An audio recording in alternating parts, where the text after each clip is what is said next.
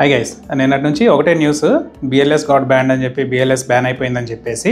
Yes, ministry of external affairs వాళ్ళు BLS వాళ్ళని ఒక 2 years పాటు అయితే బ్యాన్ చేశారు. ఈ బిఎల్ఎస్ అనేది అబ్రాడ్ కంట్రీస్లో మీకు వీసాస్ కానీ పాస్పోర్ట్స్ కానీ బయోమెట్రిక్స్ ఇలాంటి సర్వీసెస్ని ప్రొవైడ్ చేసిద్ది అనమాట. మినిస్ట్రీ ఆఫ్ ఎక్స్టర్నల్ అఫైర్స్ వాళ్ళు పెట్టిన బ్యాన్ ఏంటంటే, బిఎల్ఎస్ వాళ్ళు కమింగ్ 2 yearsలో కొత్త కాంట్రాక్ట్స్కి టెండర్స్ వేయకూడదని చెప్పి బ్యాన్ అయితే పెట్టారు. అంటే ఇప్పుడు వాళ్ళు సర్వ్ చేసే కంట్రీస్లో కాకుండా వేరే కంట్రీస్లో ఏదన్నా ఇండియాకి సంబంధించి పాస్పోర్ట్ బయోమెట్రిక్ ఆరు వీసా సర్వీసెస్ని ప్రొవైడ్ చేయాలంటే కనుక నెక్స్ట్ 2 yearsలో వాళ్ళకి ఎలిజిబిలిటీ లేదు.